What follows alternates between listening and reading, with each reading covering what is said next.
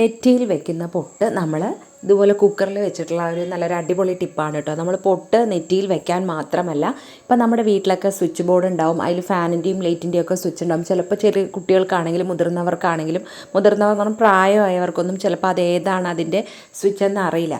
അപ്പോൾ അത് പെട്ടെന്ന് അറിയാനായിട്ട് അതിൻ്റെ ആ ഒരു സ്വിച്ചിലേക്ക് നമുക്കൊരു പൊട്ട് നമുക്ക് ഒട്ടിച്ച് വെക്കാം. അതുപോലെ തന്നെ AC-യുടെ ഓണും ഓഫും ആവുന്ന ഒരു റിമോട്ടിൻ്റെ ആ സ്വിച്ചിലും TV-ൻ്റെ റിമോട്ടിൻ്റെ സ്വിച്ചിലൊക്കെ നമ്മൾ ആക്കി വെച്ച് കഴിഞ്ഞാൽ നമുക്ക് പെട്ടെന്ന് കുട്ടികൾക്കാണെങ്കിലും പെട്ടെന്ന് ഓണാക്കാനൊക്കെ പറ്റും. ബുക്സൊക്കെ വായിച്ചിട്ട് നമ്മൾ എവിടം വരെയാണോ വായിച്ച് വെച്ചിരിക്കുന്നത് അത് നമുക്ക് പിന്നത്തെ പ്രാവശ്യം എടുക്കുമ്പോൾ കറക്റ്റായിട്ട് കിട്ടാനായിട്ട് നമ്മൾ അതിലിങ്ങനെ പൊട്ടൊട്ടിച്ച് വെക്കാം കേട്ടോ. അല്ലെങ്കിൽ ആ പേജിൻ്റെ സൈഡിലാണെങ്കിലും ഈ ഒരു രീതിയിൽ നമ്മൾ ആക്കി വെച്ച് കഴിഞ്ഞാൽ പെട്ടെന്ന് നമുക്ക് അടുത്ത പ്രാവശ്യം എടുക്കുമ്പോൾ പെട്ടെന്ന് നമുക്ക് എടുക്കാനായിട്ട് നമുക്ക് സാധിക്കും.